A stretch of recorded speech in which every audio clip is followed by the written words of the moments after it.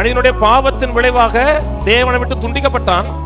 இந்த துண்டிக்கப்பட்ட மனிதனை பாவத்தை போக்கக்கூடிய கிருபாதார பலியாக மரிப்பதற்காக தேவனுக்கு ஒரு மாம்சமும் ரத்தமும் தேவைப்பட்டது.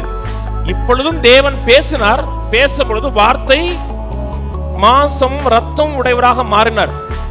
அவருடைய மனது முழுவதும் நம்மை குறிச்சுதான் இருக்கு. அதான் தேவனுடைய அன்பு. மாம்சமா வந்தார், நம்மை மீட்க வந்தார், தன்னோடு இணைக்க வந்தார். தேவன் நம்மோடு இன்றைக்கும் வாசம் பண்ணி கொண்டிருக்கிறார். இதெல்லாம் கிறிஸ்துமஸ்ல நடந்த ஒரு காரியம். என்னைக்கு நெருக்கத்திலிருந்து விசாலத்துக்கு போவது, என்னைக்கு நிம்மதியா வாழ்வது. உங்களுக்கு ஒரு ரட்சகர் பிறந்திருக்கிறார்.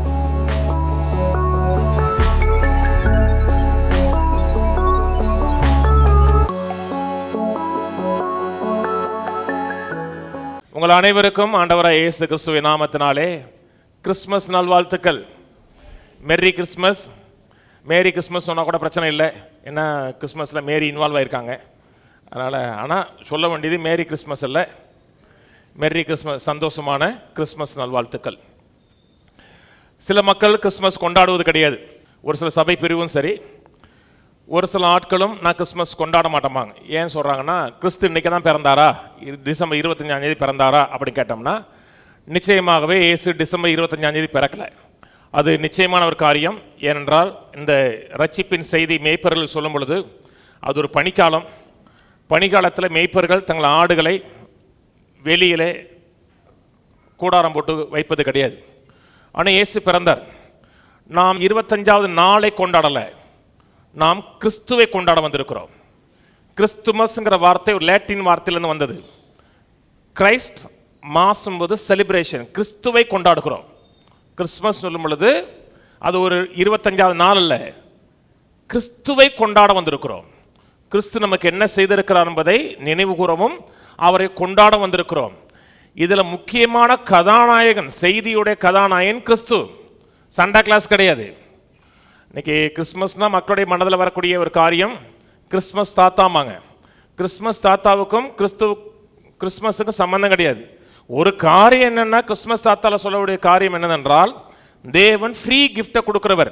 அது ஒன்று தான் கிறிஸ்மஸ் தாத்தால நம்ம கண்டுபிடிக்கக்கூடிய ஒரு காரியம். கிறிஸ்மஸ் ட்ரீ வைக்கக்கூடாதுங்கிறாங்க சிலர், ஏன்னா அது ஒரு கலாச்சாரத்திலிருந்து வந்ததுங்கிறாங்க. அது வைக்கலாம், வைக்காமல் இருக்கலாம். நாம் கிறிஸ்மஸ் ட்ரீயை கும்பிடலை, ஒரு ட்ரீல நிறைய கிஃப்ட் தொங்குது. அது எனக்கு நினைவுபடுத்து.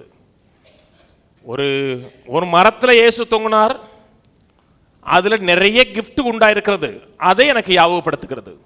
நாம் எதை செய்தாலும் மனதில் வைக்கக்கூடிய காரியம் கிறிஸ்துவாகிய ஒரு நபர். கிறிஸ்துமஸ் குறித்து வேதம் சொல்லும் பொழுது தேவன் மாம்சத்தில் வெளிப்பட்டான்னு சொல்லப்பட்டிருக்கிறது. ஆதியிலே நித்தியமாக வார்த்தையாக இருந்தவர், ஆதியிலே வார்த்தை இருந்தது என்று சொல்லப்பட்ட வார்த்தையானவர் மாம்சமானார். இன்றைக்கு நமக்கு வார்த்தை அவசியமா இருக்கிறது. சுகத்துக்கேற்ற வார்த்தை, நல்வாழ்வுக்கேற்ற வார்த்தை, நிறைவான வாழ்க்கை வாழ்வதற்கான வார்த்தை அவசியமா இருக்கிறது. வார்த்தை கேட்கறது மட்டுமல்ல, கேட்ட வார்த்தை என்னோட வாழ்க்கையில மாம்சமாக வேண்டும். ஒரு செய்தியை கேட்கிறோம், ஒரு சர்ச்சுடைய அட்மாஸ்பியர்ல வருகிறோம் என்றால், ஆண்டவரை என்னோடு பேசுங்கன்னு எதிர்பார்ப்போடு வருகிறது தான் தேவ சமூகத்தில் வருவது. ஏன்னா தேவன் ஞானத்தை பேசுகிறார், நம்முடைய சூழ்நிலைக்கு ஏற்ற வார்த்தைகளை பேசுகிறவராக இருக்கிறார். ஆதியாம் 1ஆம் அதிகாரத்தில் ஆதியிலே தேவன் வானத்தையும் பூமியும் சிருஷ்டித்தார். ஆதியிலே. யோவான் 1ஆம் அதிகாரம் சொல்லுகிறது, ஆதியிலே வார்த்தை இருந்தது, அந்த வார்த்தை தேவனிடத்தில் இருந்தது, அந்த வார்த்தை தேவனாய் இருந்ததுன்னு சொல்லிட்டு 14ஆம் வசனம் சொல்லுகிறார். அந்த வார்த்தை மாம்சமாகி கிருபையினாலும் சத்தியத்தினால் நிறைந்தவராய் நமக்குள்ளே வாசம் பண்ணினார். அதை மெசேஜ் பைபிளில் போடுறேன். The word became flesh and blood and moved into neighborhood. அழகா சிம்பிளா மொழிபெயர்த்திருக்காங்க. அந்த வார்த்தை மாம்சமாகவும் ரத்தமாகவும் மாறியது.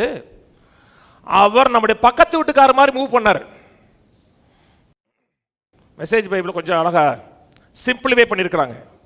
நம்ம பக்கத்து வீட்டுக்காரத்தை எப்படி பேசுகிறோமோ உறவாடுகிறோமோ அந்த அளவுக்கு வானத்தையும் பூமியை படைத்த தேவன் நம்மத்தில வந்து நம்மில் ஒருவராக வாசம் பண்ணுகிறது மட்டுமல்ல, அவரை போல் மாறுவதற்கு தேவன் நாம் எப்படி வாழ வேண்டும் என்று விரும்பினாரோ அந்த வாழ்க்கையை ஏற்படுத்துவதற்காக வந்தார்.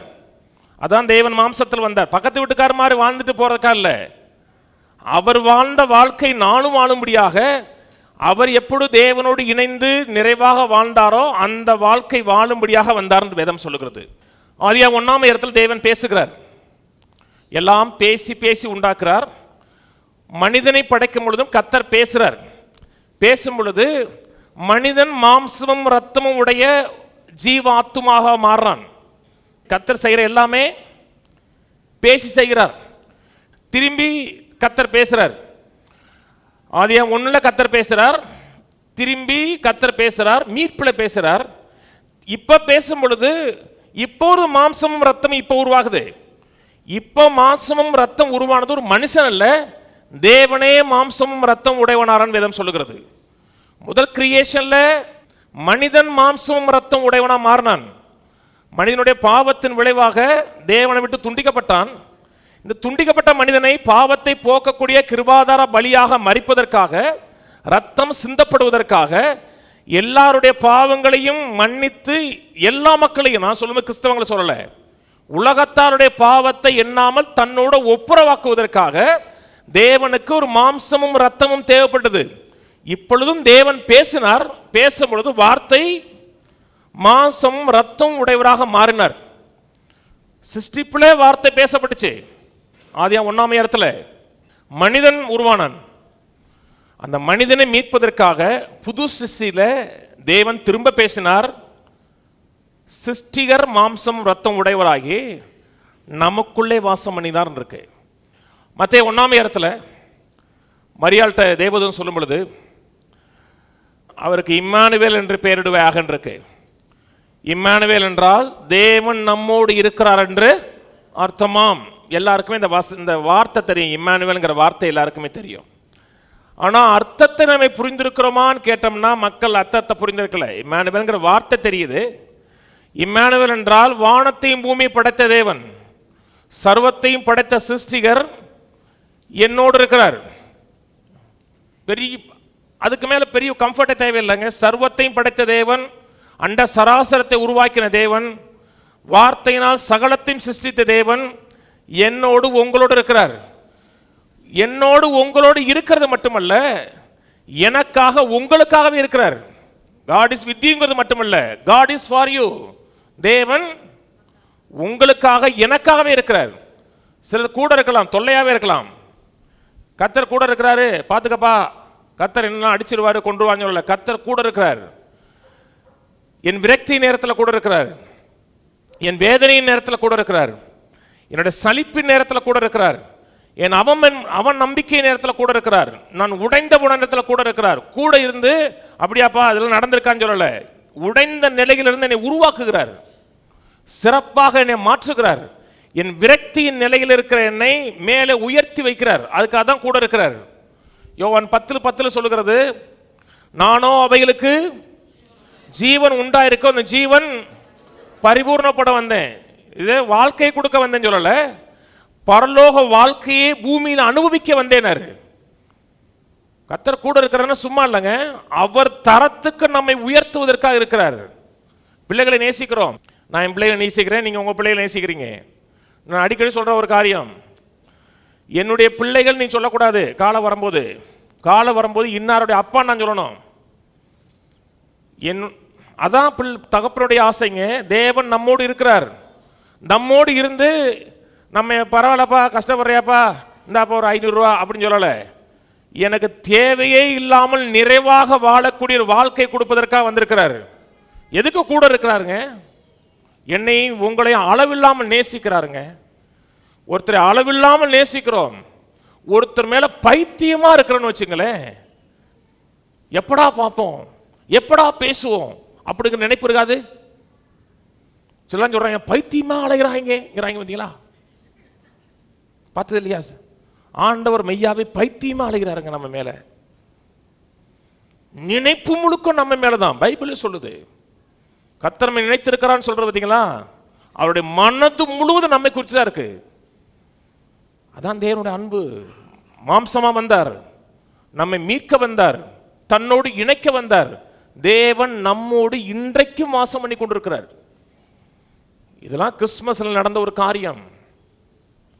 தேவன் நம்மை அளவில்லாமல் நேசிக்கிறபடினாலே நம்மோடு அவர் ஐடென்டிஃபை பண்றாரு எப்பவுமே. பழைய ஏற்பாட்டு காலத்தில், குறிப்பாக ஆபிரகாமிக் கவனட்டா, ஆபிரகாமுடைய உடன்படிக்கையின் காலத்தில் யாராவது அவருடைய பேரை குறித்து சொல்லும் பொழுது, பெரும்பாலான இடத்துல நான் எல்சடாயா இருக்கிறேன், யெகோவா ஈரேயா இருக்கிறேன் அப்படி சொல்லலை. நான் ஆபிரகாமின் தேவனா இருக்கிறேன். ஐ எம் காட் ஆஃப் ஆபிரகாம்னாரு, ஐ எம் காட் ஆஃப் ஐசக்னாரு, காட் ஆஃப் ஜேக்கப்னாரு. இப்போ என் மகனுடைய ஃப்ரெண்டு ஒருத்தர் வர்றான்,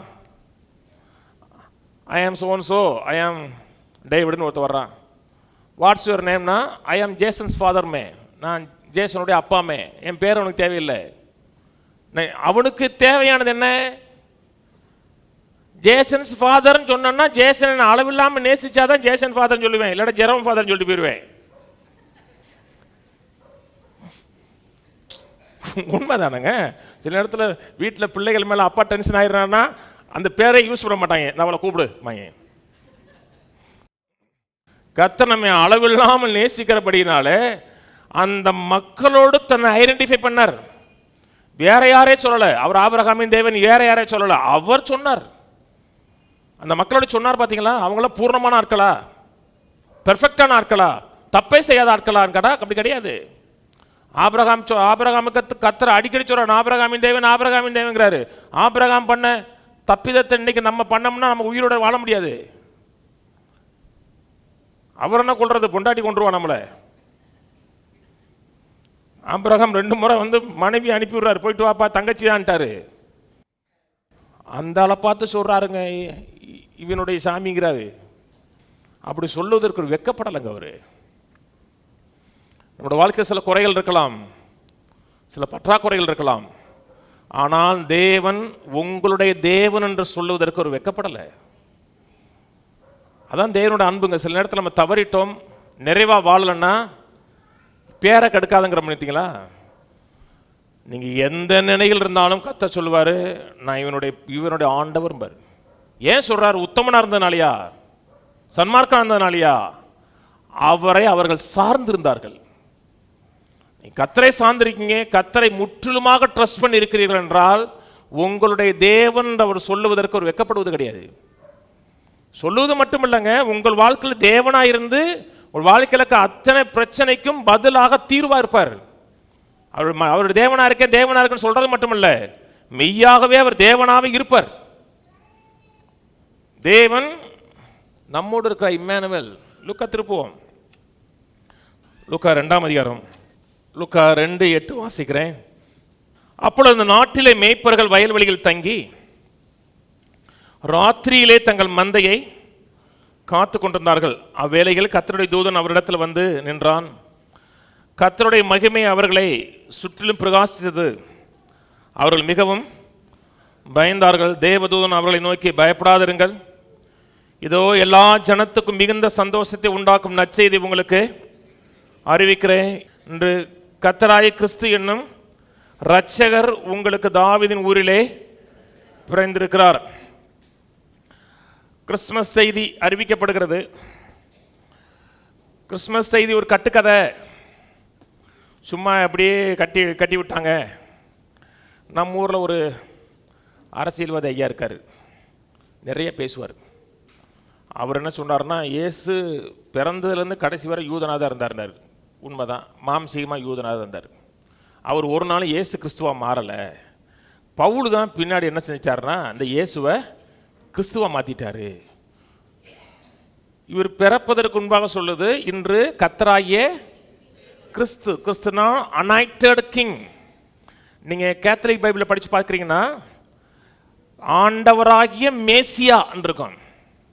கிறிஸ்துனா அனாயிட்டட் கிங். நீங்கள் அவர் சொல்கிறதெல்லாம் கேட்டிங்கன்னா, அந்த ஐயா அரசியல்வாதி ஐயா கேட்டிங்கன்னா நீங்கள் குழம்பிடுவீங்க. அவர் ஒரு கதை சொன்னார். முதலியார்னா யாருன்னு சொன்னார். யுத்தத்தில் எவன் முதல்ல போனானோ அவன் தான் முதலியார்னாரு.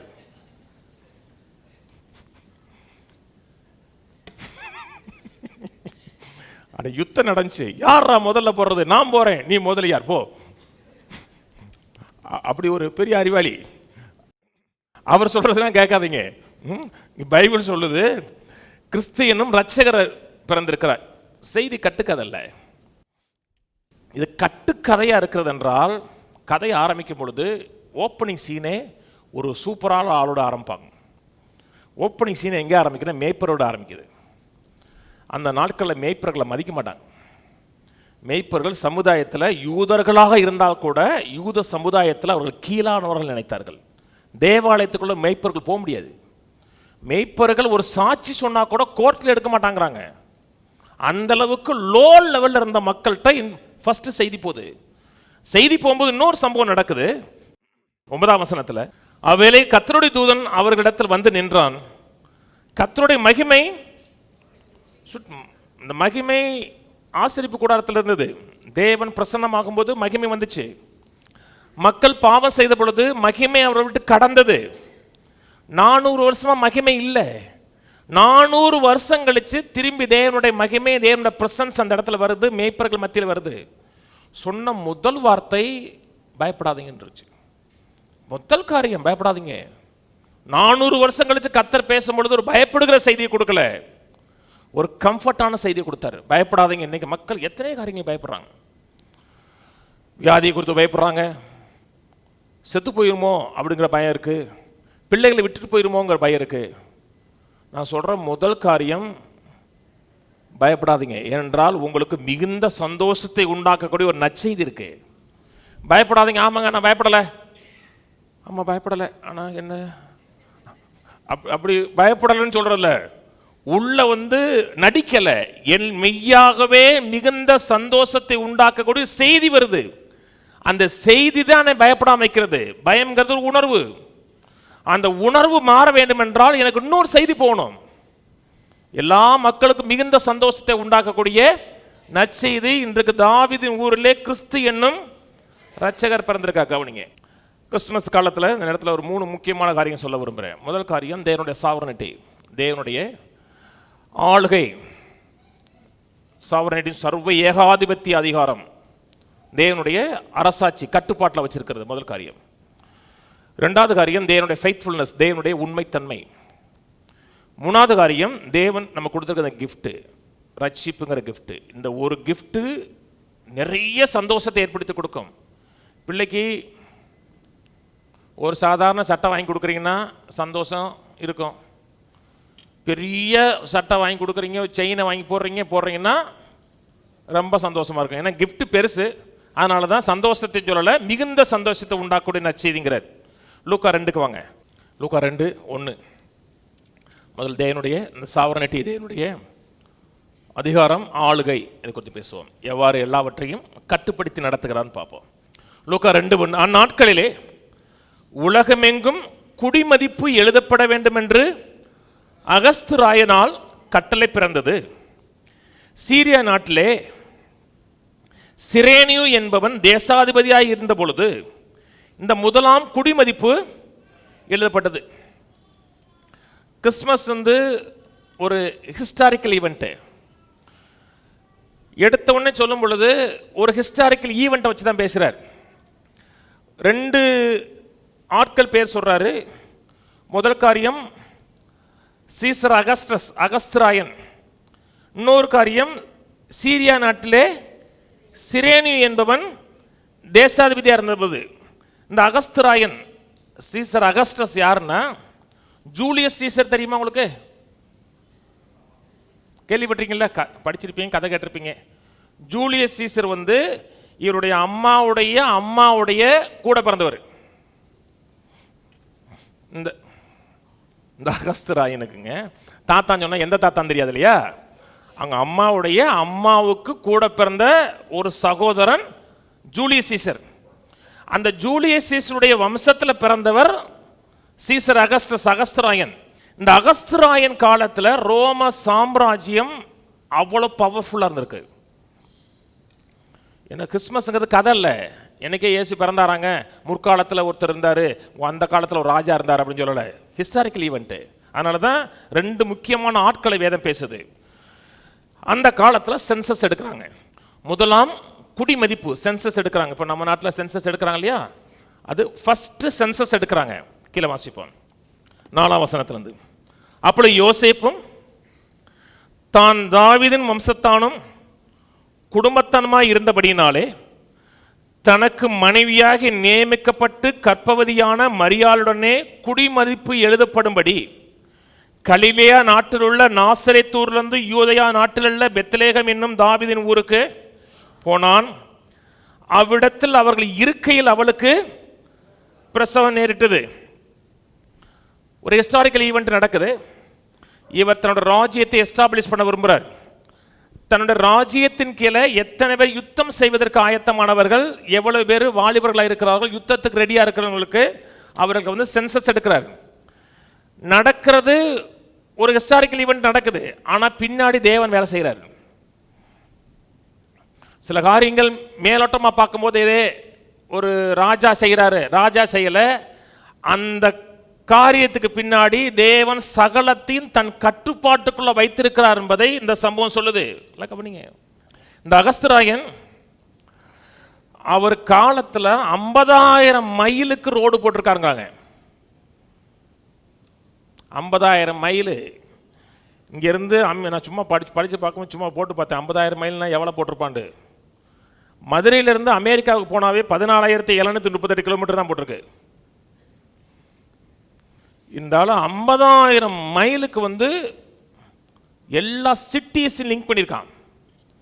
ஏன் சிட்டி லிங்க் பண்ணுறான்னா, மேலோட்டமாக பார்க்கும் பொழுது ஏதோ ராஜா ரோடு போடுறாருல்ல, கர்த்தர் பின்னாடி சகலத்தையும் தன் கட்டுப்பாட்டுகளை வச்சு செயல்படுகிறார். கவனிங்க, வேதம் சொல்லுகிறது இரட்சகர் பிறப்பார், இரட்சகர் தாவீதின் ஊரில் பிறப்பார் என்று.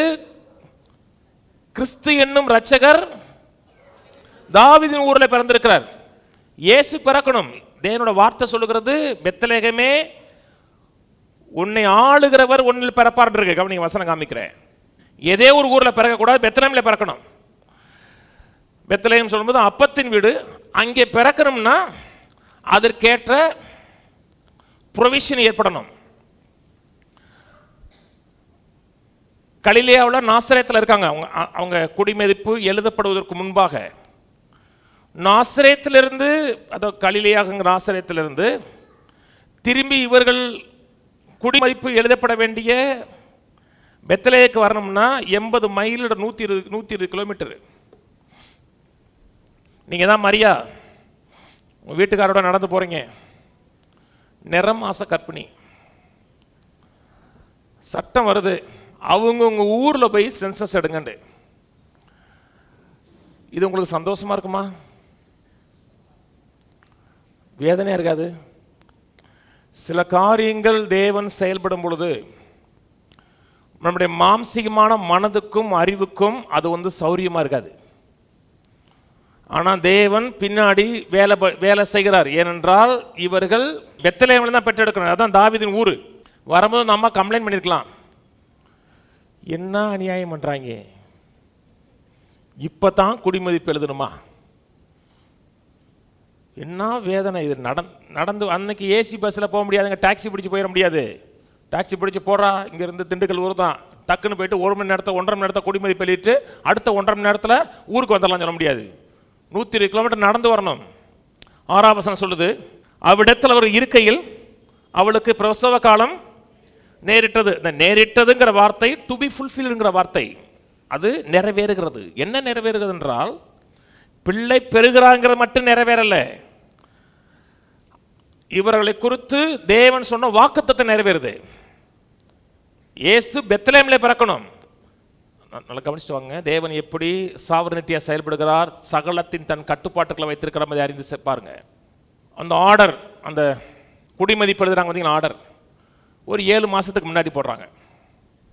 7 மாதத்துக்கு முன்னாடி எல்லாருமே அவங்கவுங்க ஊருக்கு போய் அவங்கவுங்க சென்சஸ் எழுதிருக்கோம்னா, அவர் அப்படியே பொடி நடையாக நடந்து இங்கே வந்து சென்சஸ் எழுதிட்டு திரும்பி பொடி நடையாக கலிலேயாவுக்கு போயிருப்பார். பெத்லகேமில் அவர் பிறக்க முடியாது. தேவன் சொன்ன வார்த்தை நிறைவேறாமல் போயிடும். நான் சொன்னது புரியுதுங்களா? சில காரியங்கள் நம்மளோட வாழ்க்கையில் நடக்கும் பொழுது தேவன் இருக்கிறாரா, தேவன் செயல்படுகிறாரா, தேவனோட வாழ்க்கையில் சொன்ன வார்த்தை நம்மளோட வாழ்க்கையில் நிறைவேற்றுவாராங்கன்னு 1000 சந்தேகம் இருக்கலாம். ஆனால் தேவன் உங்களுக்கு புரியுதோ புரியலையோ, உங்களுக்காக திரைமறைவில் தேவன் செயல்படுகிறார். எல்லாவற்றையும் தன்னுடைய கட்டுப்பாட்டுக்களை வச்சிருக்கிறார். கர்த்தர் நடத்துவாரா, நடத்த மாட்டாரா? தேவன் வாக்குத்தத்தம் கொடுத்தார் என்றால் கட்டாயம் நிறைவேற்றுவார். நமக்கு தெரியாமல் இருக்கலாம். இப்போ ஒரு பிரசவ காலம் 5 மாசம் கழிச்சு சொன்னாங்க. அப்பொழுது இருந்தாலும் பெத்லகேமில் பிறக்க மாட்டார். கரெக்டான நேரம், துல்லியமாக அந்த நேரத்தில் பெத்லகேமில் பிறப்பார் சொன்ன வார்த்தையை கரெக்டாக கர்த்தர் எக்ஸாக்டா ஒரு கடவுளை அறியாத ராஜாவை வச்சு அத்தனையும் கர்த்தர் ஆர்கெஸ்ட்ரேட் பண்ணார். கர்த்தர் சில உதவிகள் நமக்கு செய்யும் பொழுது எந்த மனிதனை கொண்டு டீல் பண்ணுவாருங்க.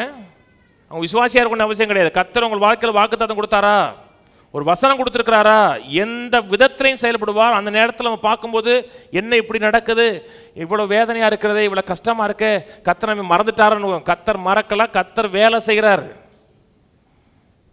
நான் சொன்னது புரியுதுங்களா? மரியாளுக்கு 1000 சந்தேகம் இருக்கும். ஒரு ப்ராமிஸ் சைல்டு, ஆண்டவர் சொன்னார் மேசியா பிறப்பாருன்னு சொன்னார். மேசியா பிறந்தாங்க, ஏங்க இவ்வளோ கஷ்டம்? அங்கேருந்து வந்தோம்னா இங்கே சத்திரத்தை இடமும் இல்லை, இங்கே போனால் அங்கே போக சொல்கிறாங்க, இங்கே போனால் இங்கே சொல்கிறாங்க, ரொம்ப வலிக்குதுங்கன்றப்பா சொல்ல மாட்டாங்க. எல்லா இடத்துலையும் இடம் இல்லை. இடம் இல்லைன்னு போனால் அடுத்த வசனம் சொல்லுது, அவள் தன் முதற்பேரான குமாரனை பெற்று சத்திரத்தில் அவர்களுக்கு இடமில்லாத இருந்தபடினாலே பிள்ளையை துணியில சுற்றி முன்னையில் கிடத்தாங்க. சத்திரத்தில் இடம் இல்லை.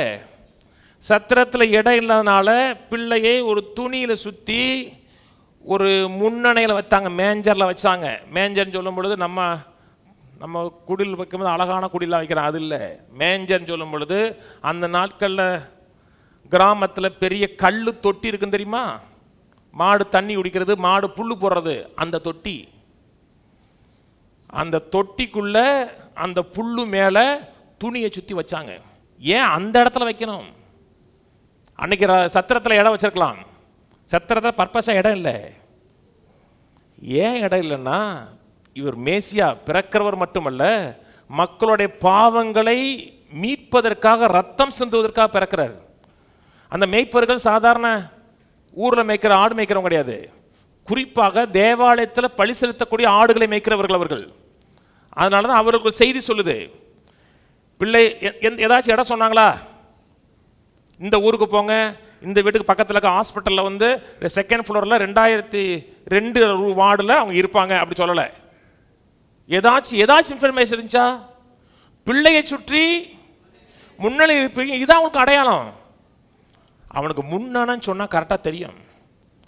அது பலி செலுத்துவதற்காக பிறக்கக்கூடிய குட்டிகளை பத்திரமா சுற்றி வைக்கக்கூடிய ஒரு இடம். இவர் பிறந்த உடனே அந்த இடத்த சுற்றி வைக்கிறாங்க. ஏன் வைக்கிறார் என்றால், இவர் மனிதனுடைய பாவங்களை, மிகப்பெரிய பிரச்சனையாக இருக்கக்கூடிய பாவங்களை மீட்பதற்காக வந்தார். அதனால தான் அங்கே பிறக்கிறார். கர்த்தர் சகலத்தையும் கட்டுப்படுத்துறாருங்க. கவனிங்க, சில காரியம் நமக்கு தெரியாமல் இருக்கலாம், ஆனால் அனைத்தும் கர்த்தருடைய கட்டுப்பாட்டுகள். கர்த்தர் சாவரின் காட் சொல்றோம் என்றால், தேவன் என்ன சொன்னாரோ அந்த வார்த்தையை கட்டாயம் நிறைவேற்றுவார். தேவன் சொன்ன ஒரு வார்த்தை கூட தரையில் விழாது. மீகா போவோம், மீகா 5:2. சில காரியம்தான் நம்முடைய பயம் இல்லாமல் வாழ வைக்கும். கர்த்தர் சொன்னாரே, நிறைவேறுமா நிறைவேறாதா? கர்த்தர் கட்டாயம் நிறைவேற்றுவார். அதை மட்டும் மனசில் வைங்க. என்ன கிறிஸ்மஸ் செய்தியே தேவன் சகலத்தின் கட்டுப்பாடில் வைத்திருக்கிறான்னு காமிக்குது. மீகா 5:2. எப்ராத்தா எனப்பட்ட பெத்லகேமே, நீ யூதாவில் உள்ள ஆயிரங்களுக்குள்ளே சிறியதாக இருந்தும் இஸ்ரவேலை ஆளப்போகிற உன்னிடத்திலிருந்து புறப்பட்டு என்னிடத்தில் வருவார். அவருடைய புறப்படுதல் அநாதி நாட்களாய் பூர்வத்தினுடையது. பெத்லகேமிலே பிறக்கணும்.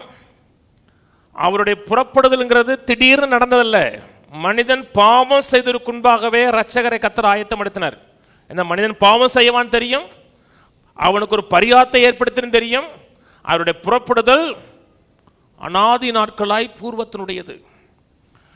தேவன் சொன்ன வார்த்தையை முழுக்க முழுக்க சூழ்நிலையை தன் கட்டுப்பாட்டுகளை வச்சு கரெக்டான எக்ஸாக்ட் நேரத்தில் எக்ஸாக்ட் இடத்துல கர்த்தர் பிறக்க வச்சார்.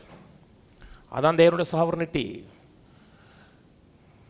கர்த்தருடைய வாக்குத்தத்தங்களை சந்தேகப்படாதீங்க. கர்த்தர் சொன்னார் என்றால் கட்டாயம் நிறைவேறும். தேவன் சாவரின்னு சொல்றோம் இல்லையா? 2 வசனம் குறித்து வச்சுக்கோங்க, வீட்டில் படிங்க. நேரம் இல்லை, எனக்கு சொல்ல வேண்டிய நேரம் இருக்கு. ஏசாயா 46:10. குறித்து வச்சுக்கோங்க, இல்லாட்டா உங்களுக்கு யூடியூப்பில் வரும். ஏசியா 46:10. நீங்கள் நம்ம குறித்து வச்சு எங்கே குறிக்கிறது?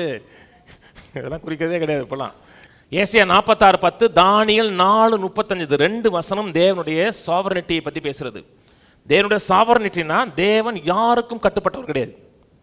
தேவனை யாரும் கட்டுப்படுத்த முடியாது. அவர் என்ன நினைக்கிறாரோ அதை செய்வார். யாரையும் கட்டுப்படுத்தி அவர் செய்வார். ஒரு காரியம் செய்ய நினைச்சார் என்றால் அது செய்யணும்னா யாரைனாலும் செய்வார். நீதிமொழிகள் 21 சொல்லுது, 21:1, ராஜாவுடைய இருதயம் கர்த்தருடைய கையிலே நீர்க்கால்கள் போல் இருக்கிறது, அவர் தமக்கு சித்தமானபடி திருப்புறான் இருக்கு. ஒரு காரியம் நடக்கணுமா, ஜெபிங்க. குறை சொல்றதை காட்டிலும் ஜெபிங்க. வீட்டுக்காரர் ரசிக்கப்படாமல் இருக்கிறாரா, ஜெபிங்க. ராஜாவோட இருதயம் அவர் கையில் இருக்கு. அது எந்த ராஜாவாக இருந்தாலும் சரிதான். உங்கள் வீட்டுக்கார பேர் ராஜாவாக இருந்தாலும் சரிதான், சேகராக இருந்தாலும் சரிதான், பீட்டராக இருந்தாலும் சரிதான், அவர் கையில் இருக்கு. சர்வத்தையும் தன் கட்டுப்பாட்டுல வச்சிருக்கிறார். அவரோட ஆளுகையின் கீழே இருக்கீங்கன்னா கர்த்தர் சகலத்தையும் மாற்றுவார். கிறிஸ்துமஸ் சொல்லக்கூடிய முதல் காரியம், கர்த்தர் சகலத்தையும் தன் கண்ட்ரோலில் வச்சிருக்கிறார். கர்த்தருடைய கண்ட்ரோலுக்கு வெளியே இல்லை. சில பிரச்சனைகளை பார்க்கும்போது, போராட்டங்களை பார்க்கும்போது கர்த்தர் இருக்கிறாரா, கர்த்தர் நடத்துவாரா? கர்த்தர் அனைத்தும் தன் கட்டுப்பாட்டுகளை வச்சிருக்கிறார். சில நேரத்தில் நாம் சில தவறுகளாக சில காரியம் செஞ்சிருந்தா கூட அதையும் கர்த்தர் அவருடைய நாமத்தின் மகிமைக்காக சரி பண்ணி கொடுப்பார். அதான் கிறிஸ்துமஸ் சொல்ற காரியம். ரெண்டாவது காரியம் தேவனுடைய சாவர்னிட்டி. ரெண்டாவது காரியம் தேவனுடைய உண்மைத்தன்மை, தேவனுடைய ஃபெய்த்ஃபுல்னஸ். வேதம் சொல்லுகிறது, படிச்சுங்க, வீட்டில் படி, நம்பர் வசனம் படி சொல்லிடுறேன். என்னாகும் 23:19, பொய் சொல்ல மனிதன் அல்ல, மனம் மாற சொல்லியும் செய்யாதிருப்பாரா? வசனத்தை நிறைவேற்ற கர்த்தர் சொன்னார் என்றால் கட்டாயம் செய்வார். கருத்தில் எடுத்துக்கலாம். மீட்பரை குறித்து நிறைய பேசுறார். மனிதன் பாவம் செஞ்சனும் சொல்றார், உன் வித்துக்கும் அவள் வித்துக்கும் பகை உண்டாக்குவேன். ஆதாம் ஏவாள்கிட்ட சொன்னார். திரும்பி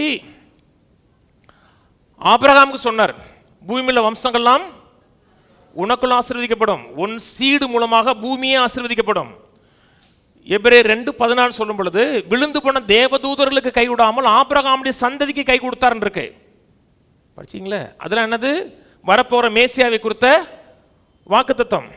அதுக்கப்புறம் யூதாவுக்கு ஒரு வாக்குத்தத்தம் கொடுக்கிறாரு. வாசிங்க, ஆதியா 49:10. சமாதான கர்த்தர் வருமளமும் செங்கோல் யூதாவை விட்டு நீங்குவதும் இல்லை, நியாயப்பிரமாணிக்கன் அவன் பாதங்களை விட்டு ஒளிவதும் இல்லை, ஜனங்கள் அவரிடத்தில். யூத கோத்திரத்துக்கு ஒரு நல்ல கவனிங்க, அப்படி கரெக்ட். முதல்ல ஆதாம் ஏவாள்கிட்ட சொன்னாரு, அப்புறம் ஆபிரகாம்கிட்ட சொன்னாரு. ஆபிரகாம்கிட்ட சொன்னது மட்டுமல்ல, ஒரு கோத்திரத்தில் சொல்றாரு, யூத கோத்திரத்தில் சொல்றாரு. இயேசு பிறப்பார், ஏதே ஒரு ஊரில் பிறப்பான்னு சொல்லல, இந்த ஊரில் பிறப்பார், குறிப்பாக யூத கோத்திரத்தில் பிறப்பார். யூத கோத்திரத்தில் பிறக்கிறது மட்டுமல்ல, தாவீதுட்ட ஒன்று சொன்னார். யூத கோத்திரத்தில் எத்தனை பேர் இருந்தாங்க? டேவிடிக் கவனட்டுங்கிறோம் இல்லையா, தாவீதின் உடன்படிக்கை. தாவீது சொல்றார், வசனம் சொல்றார், 2 சாமுவேல் 7:1-17 வரை, உன்னுடைய ராஜாசனம் நித்திய ராஜாசனமா இருக்கும், உன்னுடைய சிங்காசனம் நிலை நிற்குன்னு சொல்றார். வாக்குத்தத்தம் ஆதாம் ஏவாள்கிட்ட கொடுத்தாரு, அப்புறம் ஆபிரகாம்கிட்ட கொடுத்தாரு, யூதாட்ட கொடுத்தாரு, தாவீதுட்ட கொடுத்தாரு. நடுவில் ஒரு பிரச்சனை வருது. தாவீதின் வம்சத்தில் ஒருத்தர் பிறக்கிறான், யெகோனியான்னு ஒருத்தர் பிறக்கிறான். பொல்லாத ஆளா இருக்கான், கர்த்தருடைய வார்த்தைக்கு மீறி நடக்கிறான், தேவனை கனப்படுத்தாம வாழ்றான். யெகோனியாட்ட கர்த்தர் சாபம் சொல்றாரு, உன்னுடைய சிங்காசனம் நிலை நிற்காதுங்கிறார். உன்னுடைய சந்ததியில் யாருமே இனிமே ராஜாவா இருக்க மாட்டான், நீ சந்தானம் இல்லாமல் போயிடுவேங்கிறார். யெகோனியாவை பிடிச்சு கொண்டு போய் தான் பாபிலோன்ல போய் சிறை வைக்கிறாங்க. கர்த்தர் சொன்னாரா? சொன்னார். கடைசியில் பார்த்தீங்கன்னா வாசிங்க, எரேமியா 22, எரேமியா 22 24 வசனம் வாசிப்போம், 30 வசனம் வாசிப்போம். 22-24. யூதாவின் ராஜாவாகிய யோயாக்கீமின் குமாரன் கோனியா. அவன் பேர் கோனியா கிடையாது, அவன் பேர் எக்கோனியா. அன்னைக்கு ஒரு தம்பி சொன்னார், கோனியான்னா யூத மொழி, எக்கோனியான்னா கிரேக்க மொழினார். அது ரெண்டுமே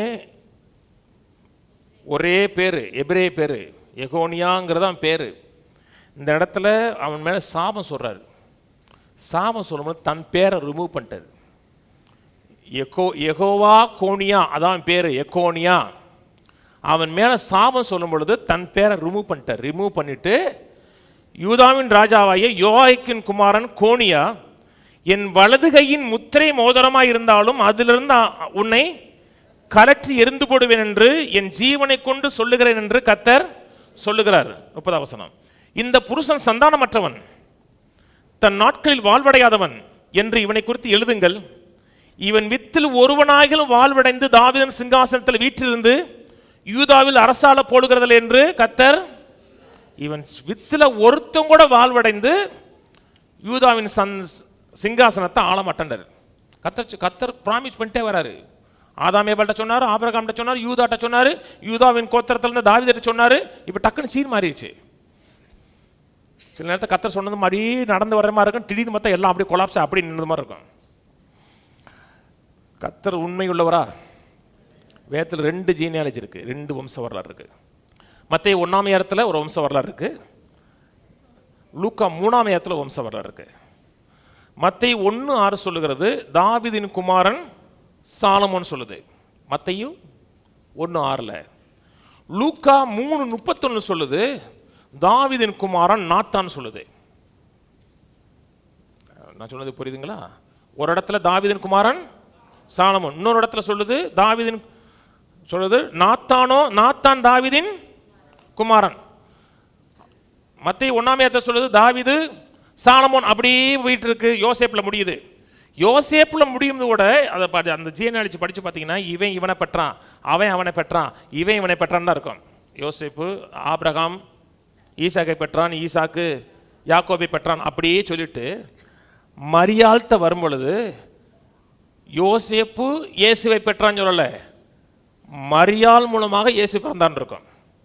டக்குன்னு அப்படி ஹிஸ்டரி அப்படியே டமான்னு மாறிடும். நல்லா கவனிக்கிறீங்க? இந்த வம்சாவளி தான் பிறக்கணும். யோசேப்பு வந்து தாவீதுடைய ரத்த சம்பந்தமான அப்பா இல்லை, காடியின் அப்பா. ஆனால் அந்த வம்சத்தில் தேவன் பிறக்கணும். லூக்கா 3ஆம் அதிகாரம் யோசேப்பு வம்ச வரலாறு கிடையாது, மரியாளோட வம்ச வரலாறு. மரியாளும் தாவீது வம்சத்தில் பிறந்தவர். தேவன் ஒரு வார்த்தை சொன்னார் என்றால் அத்தனையும் கணக்கில் எடுக்கலாம். தேவன் சொன்னார்னா கணக்கில் எடுக்கலாம். வேதம் சொல்லுது நாம் உண்மை இல்லாதவர்களாக இருந்தாலும் அவர் உண்மைகளோராக இருக்கிறார். செய்ய வேண்டிய ஒரு காரியம் என்ன? அவரை முழு இருதயத்தோடு பற்றி கொள்ளணும், அவரை சார்ந்திருக்கணும். வேதம் சொல்லுகிறது அன்றைய தீர்மானத்தின் அழைக்கப்பட்டுள்ள தேவனிடத்தில் அன்பு கூறலுக்கு சகலமும் நன்மைக்கு அதுவாக மாற்றி தரப்படும். இன்னைக்கு தீமையா இருக்கலாம், கட்டாயம் மாற்றி கொடுப்ப. தீமை மேல ஃபோக்கஸ் பண்ணாதீங்க, கர்த்தர் மேல ஃபோக்கஸ் பண்ணுவாங்க. கர்த்தர் சகலத்தை நன்மைக்கு அதுவாக மாற்றுவார். அதான் கர்த்தர். வாசிப்போம் மத்தேயு 1ஆம் அதிகாரம். தேவன் எவ்வளவு உண்மை உள்ளவர், வார்த்தையில் உண்மை உள்ளவர், சொன்ன வார்த்தை எவ்வாறு நிறைவேற்றுவான்னு பார்ப்போம். மத்தேயு 1:21. அவள் ஒரு குமாரனை பெறுவாள், அவருக்கு இயேசு என்று பெயரிடுவாயாக, ஏனெனில் அவர் தமது ஜனத்தின் பாவங்களை நீக்கி அவர்களை ரட்சிப்பார். ஜனங்களின் பாவங்களை நீக்கி அவர்களை ரட்சிப்பார். லூக்கா 2:11. இன்று கர்த்தராய் கிறிஸ்து என்னும் இரட்சகர் உங்களுக்கு தாவீதின் ஊரிலே பிறந்திருக்கிறார். யோசேப்பிட்ட சொல்லுகிறார் அவருக்கு இயேசு என்று பெயரிடுவாயாக, அவர் ஜனங்களின் பாவங்களை நீக்கி அவர்களை ரட்சிப்பார். மேற்பட்ட சொல்லும் பொழுது கர்த்தராய் கிறிஸ்து என்னும் இரட்சகர் உங்களுக்கு தாவீதின் ஊரிலே, கிறிஸ்து என்னும் இரட்சகர், ரட்சிக்கிறவர் பிறந்திருக்கிறார். அங்கே இயேசு என்று பெயரிடுவாயாக சொல்லப்பட்டிருக்கவனிங்க. இந்த நாமத்தை அல்லாமல், இயேசுங்கிற நாமத்தை அல்லாமல் மனிதனை மீட்பதற்கு வானத்திலும் பூமியிலும் வேற நாமம் கட்டளையிடப்படவில்லை இருக்கு. மனிதனை ரட்சிப்பதற்கு, மனிதனை மீட்பதற்கு ஒரே ஒரு நாமம் மட்டும்தான் கட்டளையிடப்பட்டிருக்கிறது, வேற எந்த ஒரு நாமம் கட்டளையிடப்படலை.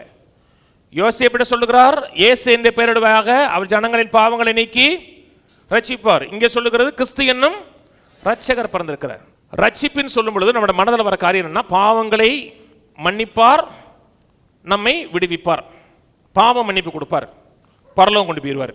அதான் நம்முடைய ரட்சிப்பு. நரகம் கிடையாது, நித்திய கோபாக்கினை கிடையாது, இதெல்லாம் உண்டு, எந்த மாற்று கருத்தும் கிடையாது. என்ன அந்த வசனமே சொல்லுது, அவர்கள் இயேசு என்ற பெயரிடுவாக ஜனங்களின் பாவங்களை நீக்கி அவர் ரட்சிப்பார். ரோம சொல்லுகிறது, அவருடைய ரத்தத்தினாலே நாம் கழுவப்பட்டிருப்போம் என்றால் கோபாக்கினைக்கு நீங்களாக ரட்சிக்கப்படுவது அதிக நிச்சயமாமேன் இருக்கு.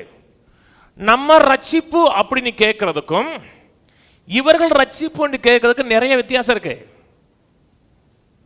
கேட்கிற 2 பேருமே யூதர்கள். நான் சொன்னது புரியுதுங்களா? நம்ம ரட்சிப்புன்னு நினைக்கிறோம்னா ஒரு குறுகிய வட்டத்துக்குள்ள கொண்டு வந்துடும். பாவ மன்னிப்பு, கோபாக்கினை கிடையாது, தண்டனை கிடையாது, பரலோகம் போயிருவோம்.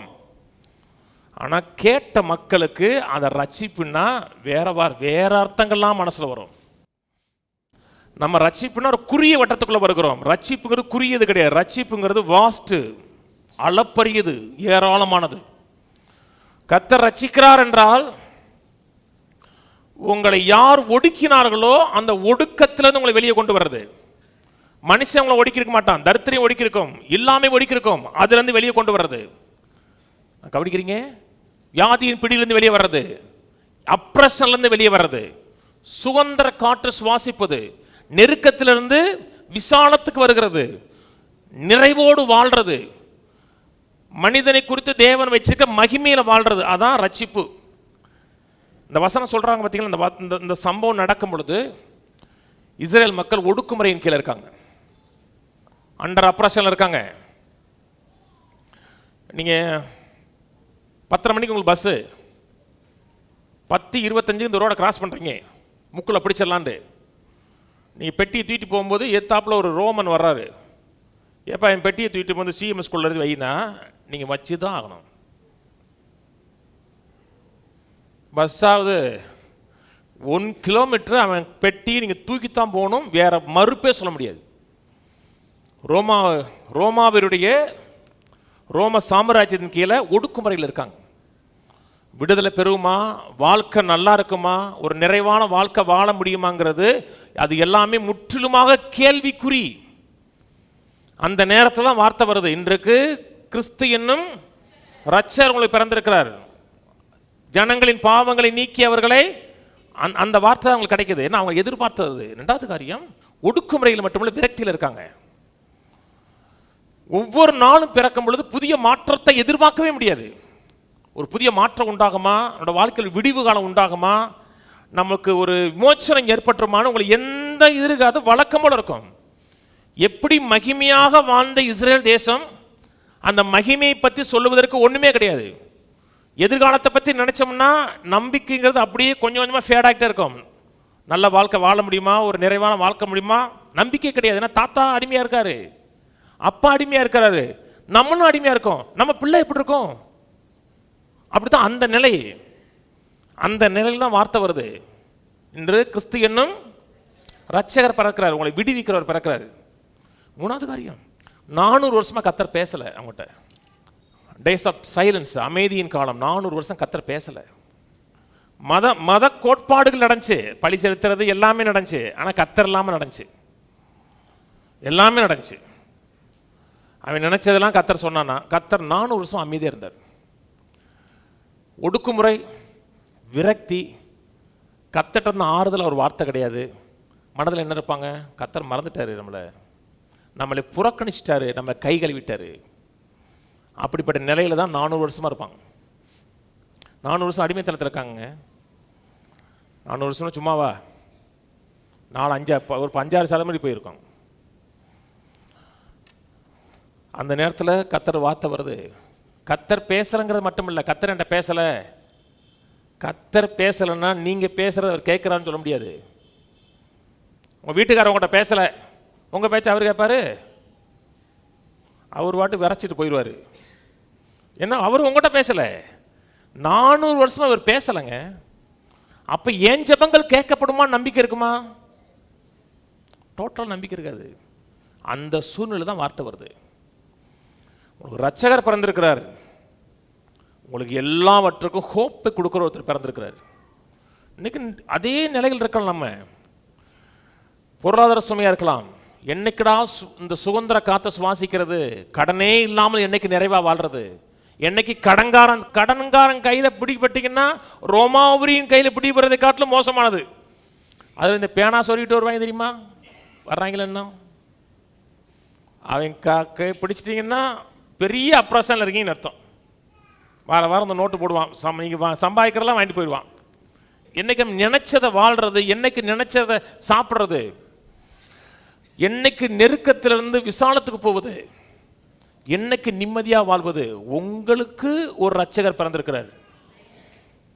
அங்கே சொல்லும் பொழுது தாவீதின் ஊரிலே இரட்சகர் பிறந்திருக்காருன்னு சொல்லல. இன்றைக்கு தாவீதின் ஊரிலே உங்களுக்கு ஒரு இரட்சகர் பிறந்திருக்கிறார், எனக்கு ஒரு இரட்சகர் பிறந்திருக்கிறார்.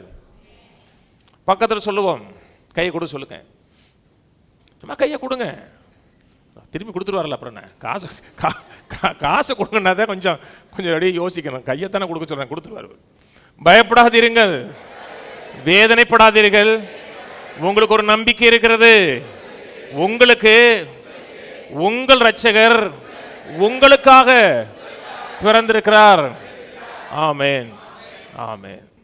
சொன்னவர் மனிதனை மீட்பேன் சொன்னவர் நம்மை மீட்பதற்காக எல்லா ரீதியிலிருந்தும் விடுதலையாவதற்காக பிறந்திருக்கிறார். கிறிஸ்து என்னும் மத தலைவர் பிறக்கல, இரட்சகர் எல்லாவற்றிலும் விடுவித்து நீ சுதந்திர காத்தை சுவாசிக்க வைக்க பிறந்திருக்கிறார். எனக்கு அதான் இரட்சகர். இரட்சகர் நிறைய காரியம் செய்கிறார் நமக்கு. முதல் காரியம், உங்களுக்கு புதிய ஹிஸ்டரி ஆரம்பிக்கிறார். ஒரு புதிய ஒரு சரித்திரத்தை ஆரம்பிக்கிறார். சிலர் எனக்கு சரித்திரம் ஆரம்பிச்சிருச்சு, சரித்திரம் எழுதப்பட்டுக்கிட்டு இருக்கு. உங்களுக்கு எழுதணும் ஏதாச்சும். அவரும் பேனா வச்சுட்டு ரொம்ப நாளாக பார்த்துட்டே இருக்கிறாரு. இன்னைக்கு எழுதிடலாமா, நாளைக்கு அடுத்த பாயிண்ட் வரமாட்டுக்கு. சில நேரத்தில் சில சர்ச்சில் போய் யாராவது பேசுவாங்க, நோட்ஸ் எடுக்கலாம்னா ஒன்றுமே வராது. அவன் பாட்டு அப்படியே பார்த்துட்டே இருக்க வேண்டியதான். சிலர் வாழ்க்கையில் ஆண்டவர் நோட்ஸ் எழுதுனா ஒன்றுமே இல்லை. உங்களுக்கு சரித்திரம் ஆரம்பிச்சிருச்சு. சிலர் வாழ்க்கையில் சரித்திரம் ஆரம்பிக்காமல் இருக்கலாம். சரித்திர நாயகனாய் கிறிஸ்து உங்கள் வாழ்க்கை வரவில்லை என்றால் நீங்கள் ஒரு சாதாரண மனிதனை போல வாழ்ந்து போறீங்கன்னு அர்த்தம். வரக்கீங்க ஒரு மாடு தப்பாக நினச்சிக்க, ஆடு மாடு வாழ்கிற மாதிரி தான். ஆடு மாடும் 2 குட்டியை பிறக்குது. நான் ரொம்ப நாளைக்கு முன்னாடி சொன்னேன், எங்கள் வீட்டுக்கு ஏற்றாப்புல ஒரு கருப்பு நாய், இதை மறக்க முடியாது நாய். நாய் எனக்கு நிறைய பாடங்களை கற்றுக் கொடுத்துருக்குங்க. அதே பரிதாபமாக இருக்கும், சாப்பாட்டுக்கு வழி இல்லாமல் 4 குட்டியை பெற்று 4 குட்டியும் நல்லா போசிச்சு. அப்போ தான் எனக்கு ஒரு பெரிய ரெவலேஷன் வந்துச்சு. அந்த குட்டிக்கு பெறுவதற்கு காரணமாக இருந்தால் அப்போ நான் பார்த்தேன், தேடி பார்த்தேன், கிடைக்கல எனக்கு. அந்த அம்மா நாய் தான் எல்லாம் பாடுபடுச்சு, சாப்பாடு கொண்டு வந்துச்சு. ஒரு பிள்ளை பிறந்து அந்த பிள்ளையோட வாழ்க்கையில் ஒருத்தன் எந்த நன்மையும் செய்யலைன்னா அவன் ஒரு நாய். அப்போ தான் எனக்கு வந்துச்சு, அவன் மனுஷனே கிடையாது, நாய். சிலருக்கு உரைக்கணும், பிள்ளை உங்களால் பிறந்துச்சா ஃபுல் கேர் எடுக்கணும் நீங்கள் தான். அதான அப்பான்னு அர்த்தங்க. நான் சொன்னது புரியுதுங்களா? அதுக்கும் போஷிச்சு காப்பாத்துச்சு. அதுக்கு எந்த சரித்திரமும் கிடையாது. மனுஷன் சாதாரண மனுஷன் இல்லை, இந்த உலகத்தை ஹிஸ்டரி மேக்கராக இருக்கணும். உங்களை குறித்து பரலோகம் சரித்திரம் எழுதணும்னா வேதம் சொல்லுவது, ஒரு கிறிஸ்துவுக்குள் இருந்தால் புது மனுஷனாக மாறுறான். புது சிருஷ்டின்னு போட்டிருக்கு மெசேஜ் பைபிளில். நியூ பர்சனாக மாறுறான், புது மனுஷனாக மாறுறான். நான் புது மனுஷனாக மாறி ரொம்ப நாள் ஆச்சு, ரொம்ப வருஷம் ஆச்சு. சில புது மனுஷனாக மாறலைன்னா இந்த ரட்சகரை உங்கள் வாழ்க்கை கொண்டு வாங்க. பாவத்திலிருந்தும் பாவ நிலையிலிருந்து உங்களை ரட்சிப்பு வெளியே கொண்டு வருவார். மனிதனுடைய பிரச்சனைங்கிறது பணம் இல்லை, மனிதனுடைய பிரச்சனைங்கிறது படிப்பு இல்லை. மனிதனுடைய பிரச்சனை ஆணி வேற இருக்கிறது பாவம், பாவத்திலிருந்து விடுதலை ஆகாமல் இருக்கிறது. 2வது காரியம், இவர் கொடுக்குற இன்னொரு முக்கியமான காரியம், இளைப்பாறுதலையும் மன நிம்மதியை ஏற்படுத்தி கொடுப்பார்.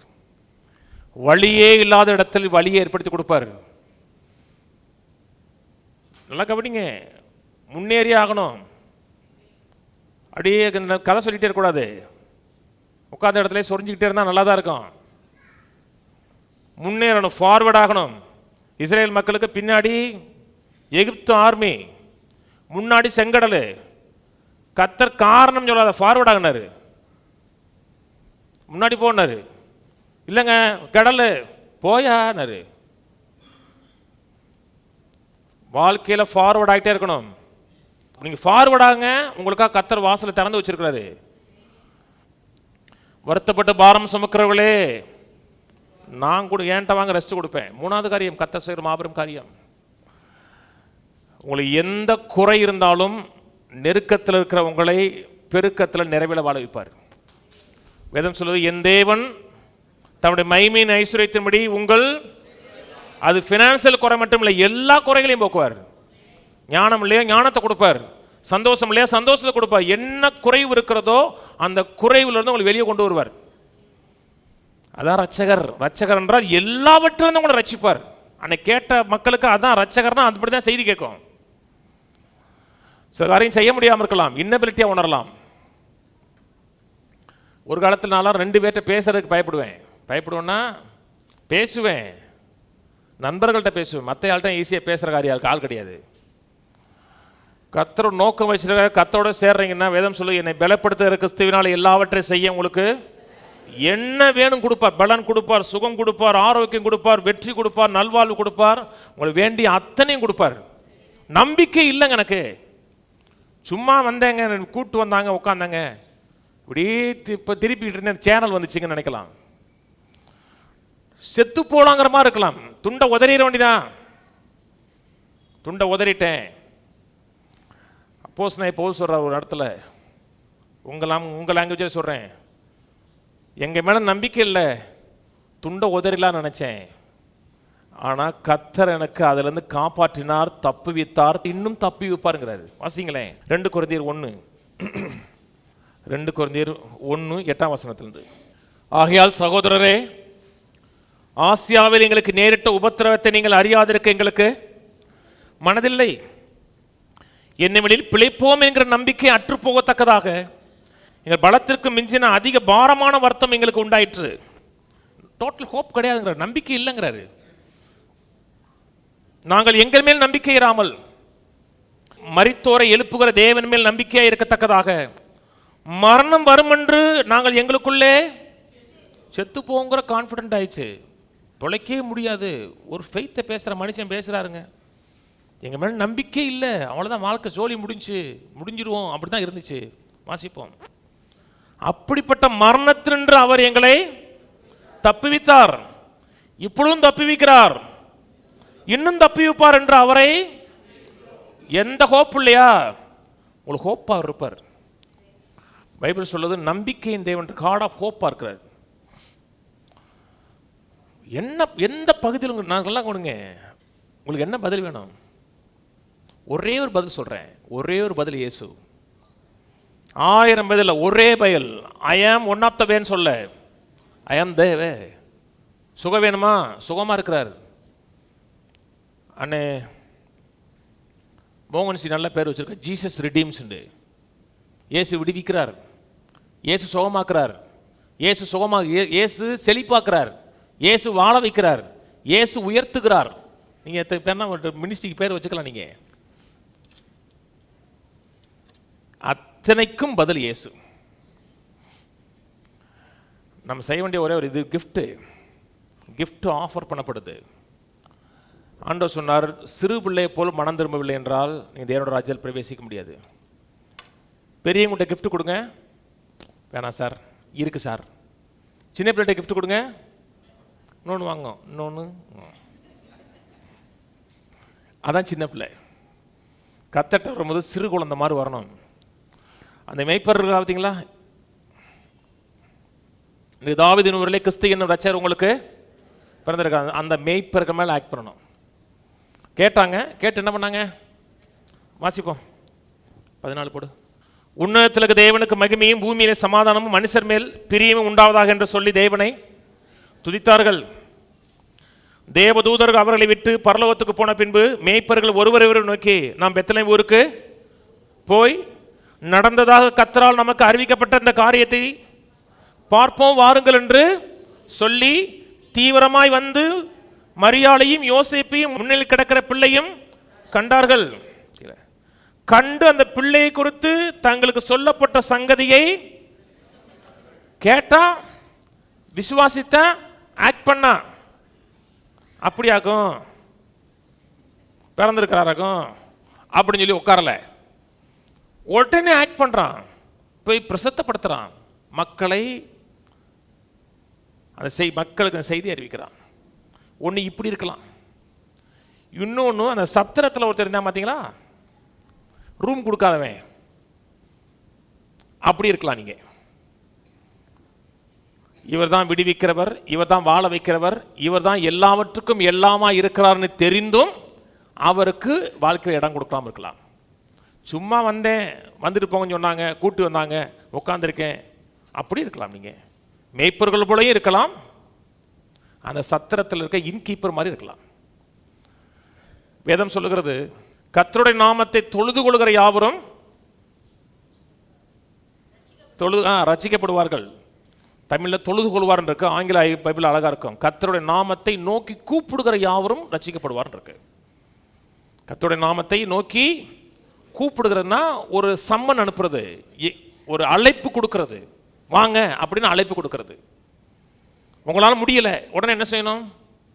ஆண்டவரே வாங்க, உதவி செய்யுங்க. நேற்று ஒரு 10 இருக்கும். நம்ம காட்டுப்பகுதியில் தானே வாழ்கிறோம். அந்த சைடு வீட்டுக்குள்ளே அந்த காருக்கு பக்கத்தில் ஒரு பெரிய கட்டுவரியின் பாம்பு வருது, சின்ன பாம்பு ஒரு பேருக்கு. போகணும்னு என்னையும் கூப்பிடணும், இவங்க அடிச்சுட்டு ஃபோட்டோ எடுத்துக்கிட்டு இருக்காங்க.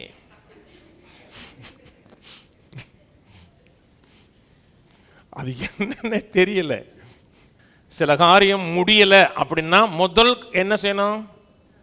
அப்பா எங்கள் வீட்டில் இருக்கோம், ஏதாச்சும் ஒரு பிரச்சனை தலைக்கு மிஞ்சி போயிடுச்சுன்னா அப்பாவை கூப்பிடுவாங்க.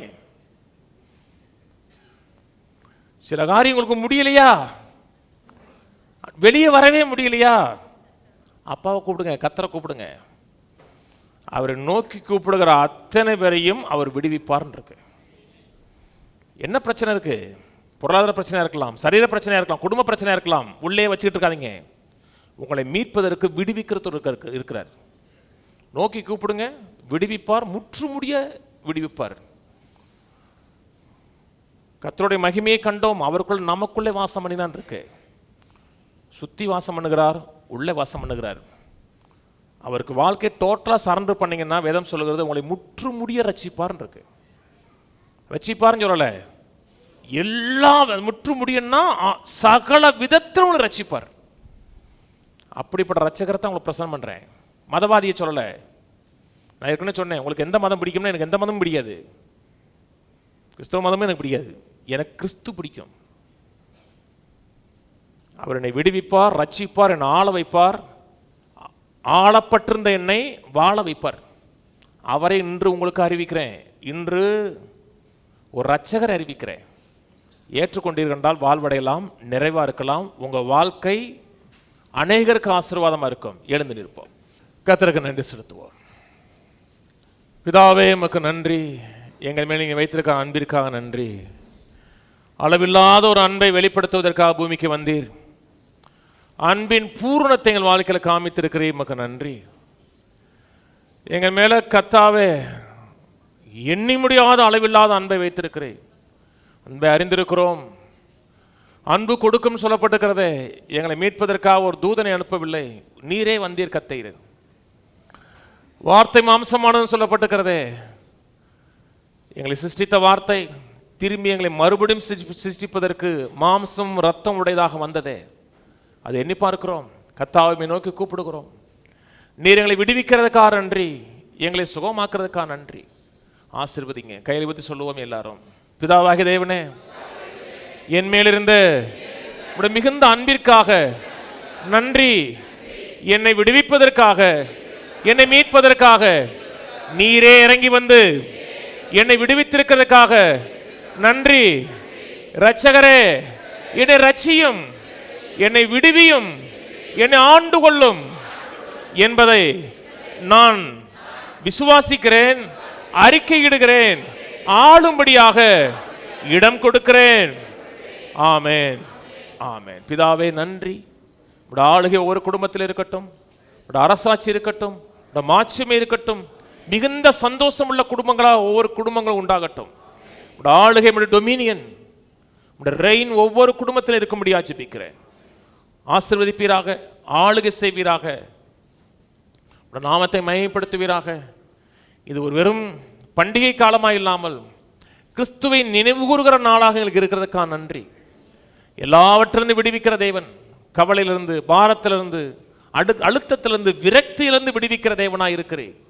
எங்களுக்கு வார்த்தை கொடுத்து தேற்றக்கூடியவராக இருக்கிறேன்.